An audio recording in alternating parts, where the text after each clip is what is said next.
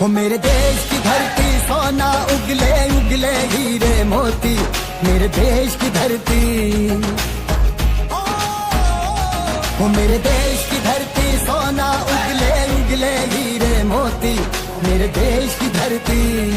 हो मेरे देश की धरती। हमारे साथ कुछ युवा हैं जो सेना की तैयारी कर रहे हैं, सालों से कर रहे हैं, और जो सरकार का कल फैसला आया है उसको लेकर क्या सोचते हैं।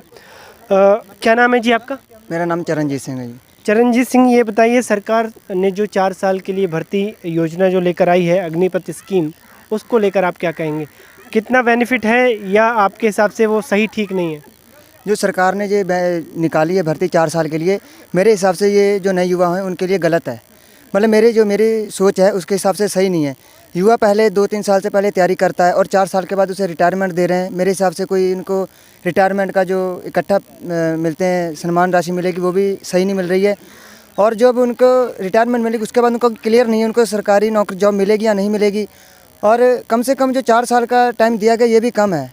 अब जो उसको सम्मान राशि देगी उसके बाद कोई अलग कारोबार करे, इसका भी कोई पक्की गारंटी नहीं है। ठीक है, एक तरह से युवा जो है भविष्य को लेकर, खासकर जो 4 साल का पीरियड समाप्त कर लेंगे उसके बाद उनका भविष्य कैसा जाएगा उसको लेकर एक चिंता है। आप क्या कहेंगे जी, सरकार का ये निर्णय कैसा है?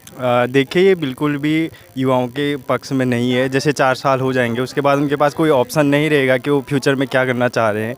और जैसे ही वो 4 साल सेवा दे भी रहे हैं तो उसके बीच में भी उनके भीतर काफ़ी डिमोटिवेशन रहेगा कि 4 साल के बाद हम कहाँ जाएंगे, क्या रहेंगे। तो मुझे लगता है वो प्रॉपर अपनी सेवा नहीं दे पाएंगे और जो सरकार का नियम ये काम बना है इसको वापस ले लेना चाहिए। ये युवाओं के हित में बिल्कुल भी नहीं है।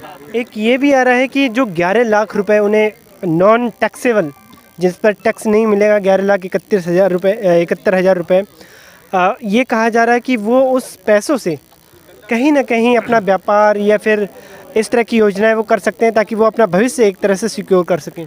देखिए, 11 लाख जो 4 साल बाद जो आने वाले हैं उसमें उसकी कोई वैल्यू नहीं होगी, मुझे ऐसा लगता है। क्योंकि एक नॉर्मली इंसान को सर्वाइव करने में 4 साल के बाद 11 लाख की वैल्यू कोई नहीं है। उसे अपने खर्चे भी देखने होते हैं एक आर्मी वाले को, और उसके बाद वो 4 साल वहाँ काम करने के बाद वो इस समाज में अपने आप को एडजस्ट कर पाता है नहीं कर पाता है। ये भी बहुत उसके लिए एक कमिटमेंट रहेगा कि वो अपने आप को यहाँ ढाल के 4 साल वहाँ देने के बाद मुझे नहीं लगता वो अपने आप को यहाँ कर पाएगा। हमारे साथ एक और युवा जुड़ गए हैं जिनसे हम इस फैसले के बारे में, सरकार का जो फैसला है उसके बारे में पूछेंगे। आपकी क्या राय है इस मुद्दे को लेकर? सरकार ने जो 4 साल की एक टर्म पीरियड रखा है उसको लेकर आप क्या कहते हैं? ये मतलब गलत है इस तरह से। मतलब 3 साल वैसे हुए, फिर 1 साल के बाद फिर बंदा क्या करेगा? मतलब रोज़गार का अवसर उसको मिलेगा ही नहीं। 4 साल वहाँ बर्बाद कर रहा है, इससे बढ़िया कोई अपना व्यवसाय कर लेगा, बिजनेस कोई और काम कर लेगा।